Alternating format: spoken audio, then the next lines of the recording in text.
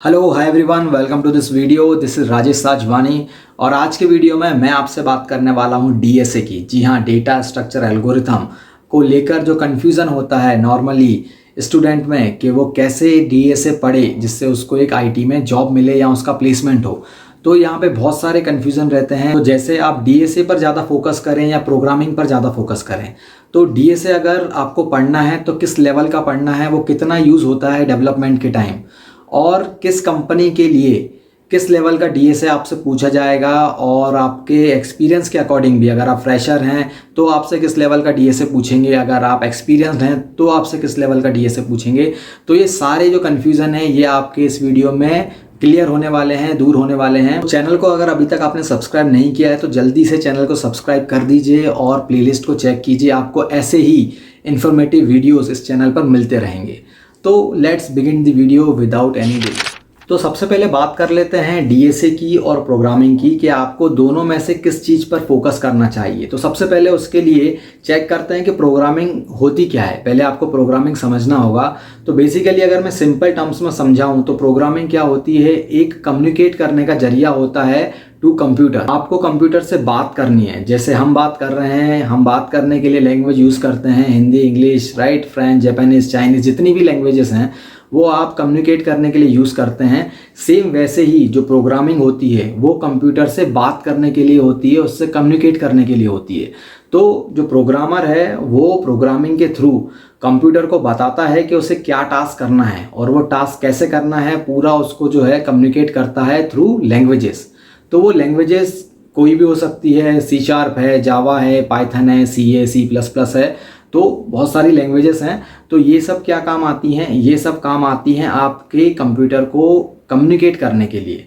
तो जो भी प्रोग्रामर है जो टास्क करवाना चाहता है वो through code, through programming communicate करता है कंप्यूटर से, एंड देन कंप्यूटर वो टास्क को कंप्लीट करता है।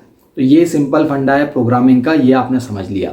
अब बात करते हैं डीएसए की कि डीएसए क्या होता है। तो डीएसए जो है वो दो चीज़ों का कॉम्बिनेशन है। अगर आप उसको देखेंगे तो डेटा स्ट्रक्चर एल्गोरिथम। तो डेटा स्ट्रक्चर अलग है, एल्गोरिथम अलग है। तो डेटा स्ट्रक्चर क्या होता है पहले वो समझते हैं। तो जैसे कि आपको नाम से ही पता चल रहा है कि डेटा स्ट्रक्चर, तो डेटा को स्ट्रक्चर फॉर्म में करना, एक ऑर्गेनाइज फॉर्म में स्टोर करना, जिससे कि आप उसके ऊपर ऑपरेशंस कर सकें, इफिशिएंटली आप ऑपरेशन उसके ऊपर कर सकें। तो डेटा स्ट्रक्चर का ये मतलब होता है कि एक ऑर्गेनाइज करना, डेटा को स्टोर करना। तो डेटा स्ट्रक्चर में आपका आता है एरे हो गया, लिंक लिस्ट हो गया, stack, Q, right, graph, tree. तो ये सारे जो हैं डेटा स्ट्रक्चर में हैं, ये यूज़ होते हैं आपके डेटा को एक स्ट्रक्चर्ड फॉर्म में, ऑर्गेनाइज्ड वे में स्टोर करने के लिए। देन आप उसके ऊपर ऑपरेशन परफॉर्म कर सकते हैं। अब बात करते हैं एल्गोरिथम की। तो एल्गोरिथम क्या होता है, तो आप इसके नाम पे मत जाइए। एल्गोरिथम बेसिकली सिंपल टर्म में जो है एक स्टेप बाय स्टेप प्रोसेस होता है। किसी टास्क को कंप्लीट करने का स्टेप बाय स्टेप जो प्रोसेस होता है उसे आप एल्गोरिथम कहते हैं।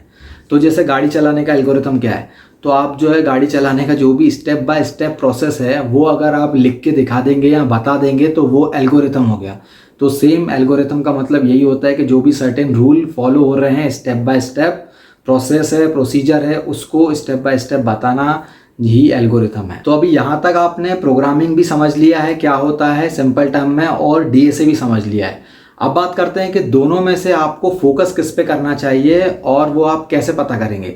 तो सपोज अगर आप प्रोग्रामिंग पे फोकस करते हैं तो प्रोग्रामिंग पे फोकस करने से क्या होगा कि आपको जो है जो भी आप प्रोग्राम लिख रहे हैं या डेवलपमेंट कर रहे हैं तो उसका आपको एक आउटपुट दिखेगा, राइट। सपोज अगर आप वेबसाइट बना रहे हैं, वेबसाइट डेवलप कर रहे हैं, तो आपको दिखेगा कि अच्छा ये वेबसाइट है, मैंने ऐसी ऐसी डिज़ाइन की है, इसमें ये फंक्शनैलिटी है, राइट।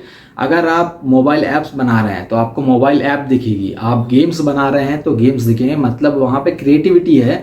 जो भी आप टास्क कर रहे हैं वो आपको दिखेगा, उसका कुछ ना कुछ आउटपुट होगा, राइट। तो ये होगा प्रोग्रामिंग पे अगर आप फोकस करते हैं तो आपको चीज़ें दिखेंगी, जो भी आप बना रहे हैं वो दिखेगा। अच्छा, डीएसए में क्या होगा, अगर आप डीएसए पे फोकस करते हैं तो डीएसए क्या काम आता है, वो प्रॉब्लम सॉल्विंग के काम आता है। तो जैसे जो भी आपकी प्रॉब्लम है एक एफिशिएंट वे में वो सॉल्व हो, आपका जो कोड है वो एक एफिशिएंट वे में लिखा हो, फास्ट हो, और आपकी मेमोरी को लेस यूज़ करे, मतलब लेस मेमोरी यूज़ करने वाला कोड जो है वो डीएसए की हेल्प से आप लिख सकते हैं। ओके, तो मेरे पॉइंट ऑफ व्यू से तो आपको दोनों पर फोकस करना है, आपको प्रोग्रामिंग पर भी फोकस करना है और डीएसए पर भी फोकस करना है, क्योंकि दोनों ही कनेक्टेड है। हाँ, डीएसए पर कितना फोकस करना है, किस लेवल का डीएसए आपको सीखना है, वो मैं आगे बात करूंगा वीडियो में। बट जो है दोनों ही कनेक्टेड चीज़ें हैं। कनेक्टेड कैसे हैं कि जैसे सपोज आपने वेबसाइट बनाई, तो वेबसाइट के लिए जो आपने कोड लिखा, तो वो वेबसाइट में सर्च भी होगा, राइट, सॉर्टिंग भी होगा, एक लिस्ट पेज भी होगा। तो लिस्ट में आप सर्च भी कर रहे हैं, सॉर्ट भी कर रहे हैं, तो यहाँ पे फिर डेटा स्ट्रक्चर आ गया। तो जो भी आपने बैकएंड पे कोड लिखा होगा, लॉजिक लिखा होगा सर्च के लिए, तो अगेन वहाँ पे आपको डीएसए हेल्प कर सकता है इफेक्टिव कोड लिखने के लिए, एक एफिशिएंट कोड लिखने के लिए हेल्प कर सकता है, सर्चिंग के लिए, सॉर्टिंग के लिए, राइट। तो ये कुछ एग्जांपल्स हैं। तो ये दोनों कनेक्टेड हैं, ये दोनों डिफरेंट नहीं हैं। अगर आप बैकएंड पे काम करेंगे तो आपको बेसिक लेवल का डीएसए तो लगता ही रहेगा, चाहे आप मोबाइल ऐप बनाएं, गेम्स बनाएं या वेबसाइट बनाएं। तो इसको आप सिंपल ऐसा समझ सकते हैं कि जो प्रोग्रामिंग है वो आपकी एक कार है और जो डेटा स्ट्रक्चर है वो आपका ग्रीस है या ऑयल है, जो उस कार को स्मूथ चलने के लिए हेल्प करेगा, जिससे आपके इंजन पे लोड कम पड़े, राइट। समझ रहे हो, आपके जो आपकी कार है वो ऑयलिंग करने से, ग्रीसिंग करने से फास्ट चलेगी और स्मूथ चलेगी। सेम जो आपका कोड है, जो भी आपने वेबसाइट के लिए कोड लिखा है, अगर उसमें डीएसए इन्वॉल्व होगा तो जो आपका कोड है वो लेस मेमोरी लेगा, एफिशिएंट वर्क करेगा और थोड़ा फास्ट होगा। तो ये दोनों ही कनेक्टेड हैं, इन्हें आप ऐसे सेपरेट नहीं देख सकते। अब नेक्स्ट बात करता हूँ कि डीएसए जो है वो आपको किस लेवल का सीखना है, मतलब कितना सीखना है वो आप कैसे डिसाइड करेंगे, क्योंकि डीएसए भी बहुत वास्ट है।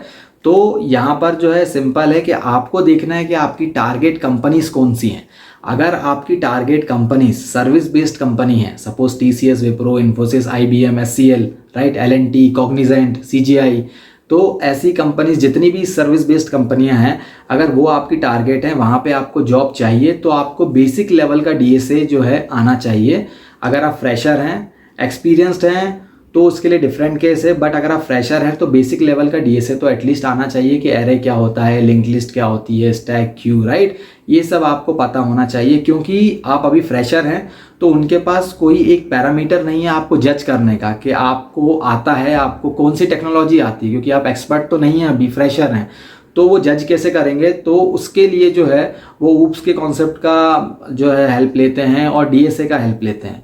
तो वहाँ पे बेसिक लेवल का जो डीएसए है वो सर्विस बेस्ड कंपनी में आपको रेडी रखना पड़ेगा और आपका सिलेक्शन हो सकता है। और अगर टारगेट आपका प्रोडक्ट बेस्ड कंपनीज हैं, जो अच्छी प्रोडक्ट बेस्ड कंपनीज हैं, फैंग लेवल की, फेसबुक, अमेजॉन, नेटफ्लिक्स, गूगल, तो इनमें जो है डीएसए का लेवल वो बेसिक से लेकर एडवांस हो सकता है। यहाँ पे आपको बेसिक के क्वेश्चन भी पूछे जाएंगे, मिड लेवल के पूछे जाएंगे एंड एडवांस लेवल के भी क्वेश्चन पूछे जाएंगे, क्योंकि वहाँ पे जो है जो उनका पैरामीटर है वो डीएसए पर ही जज करेंगे कि आपको कितना लॉजिक आपका अच्छा है, आप कैसे किसी प्रॉब्लम को सॉल्व कर सकते हैं।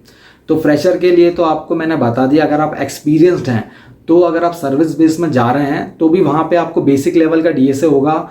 और कभी कभी हो सकता है कि आपको डीएसए के क्वेश्चन पूछें भी ना, क्योंकि अगर आपकी एक्सपर्टीज़ है किसी टेक्नोलॉजी में, अगर आप डेवलपमेंट में हैं, जावा में हैं या डॉटनेट में हैं, तो वहाँ पे ही चीज़ें इतनी होती हैं कि आपसे जो है डीएसए उसमें बहुत कम आता है। सपोज आपसे फिर वो पूछ लेते हैं सॉलिड प्रिंसिपल क्या होता है, डिज़ाइन पैटर्न क्या होता है, राइट। अगर लिंक्यू पे काम कर रहे हैं, एंटिटी फ्रेमवर्क है, सीक्वल है, एमवीसी है, तो बहुत सारी चीज़ें होती हैं। फिर फ्रंट एंड का पूछने लग जाते हैं वो, अगर आप डेवलपमेंट में एक्सपीरियंस्ड हैं तो फ्रंट एंड की कोई लैंग्वेज आ जाएगी, राइट। तो जो है वहाँ पे डीएसए भी पूछ सकते हैं, कम पूछ सकते हैं, कभी कभी हो सकता है पूछें भी ना। तो बट अगर आप एक्सपीरियंस्ड हैं और अगेन आपका टारगेट जो है प्रोडक्ट बेस्ड कंपनी से, फैंग लेवल की कंपनीज हैं, तो वहाँ पे फिर से फर्स्ट जो है आपको डीएसए पर ही प्रेफरेंस देना है। तो डीएसए तो वहाँ भी पूछेंगे। अगर मैं भी इंटरव्यू देने जाऊँगा 12 साल एक्सपीरियंस पर भी, तब भी सबसे पहले जो है डीएसए तो देना ही पड़ेगा। देन जो आपकी एक्सपर्टीज़ है, जो आपकी एक्सपर्ट टेक्नोलॉजी है, तो जिस भी टेक्नोलॉजी में आपको एक्सपर्टीज़ है वो सेकंड होगा, बट फर्स्ट आपको जो है डीएसए उनको दिखाना पड़ेगा, प्रॉब्लम सॉल्विंग आपको दिखाना पड़ेगा करके। तो कंक्लूजन यही है कि आप अपने टारगेट के हिसाब से जो है डीएसए का लेवल डिसाइड करें कि आपको कितना सीखना है। बता दिया मैंने, सर्विस बेस्ड अगर कंपनीज में प्लेसमेंट आप ले रहे हैं तो बेसिक लेवल का आप कर लीजिए, हो जाएगा। प्रोडक्ट बेस्ड हैं, अच्छी प्रोडक्ट बेस्ड हैं, तो देन आपका डीएसए का लेवल थोड़ा सा एडवांस होना चाहिए। और आप जो है डेवलपमेंट में आना चाहते हैं तो आप दोनों पर फोकस करें, मतलब आपको डीएसए का बेसिक भी आना चाहिए प्लस आपको जो है कोई लैंग्वेजेस भी आनी चाहिए, ऊप्स के कॉन्सेप्ट भी होने चाहिए। अगर आप बैकएंड पे जाना चाहते हैं तो ऊप्स भी मस्ट है। तो आप जो है दोनों का कॉम्बिनेशन आपको होना पड़ेगा। तो आप कंप्लीटली डीएसए को छोड़ तो नहीं सकते हैं कि अगर मैं डेवलपमेंट में जा रहा हूं तो मैं कंप्लीट डीएसए को छोड़ दूं। बेसिक लेवल तो एटलीस्ट आपको आना ही चाहिए। तो आई होप आपको ये वीडियो पसंद आया होगा, आपके डाउट क्लियर हुए होंगे। अगर अभी भी नहीं हुए हैं तो आप मुझे कमेंट बॉक्स में मैसेज कर सकते हैं, I will definitely try to reply. और वीडियो अच्छा लगा हो, इन्फॉर्मेटिव लगा हो तो प्लीज़ लाइक कीजिए, सब्सक्राइब कीजिए और अपने फ्रेंड्स के साथ भी शेयर कीजिए। Thank you for watching, bye bye, जय हिंद।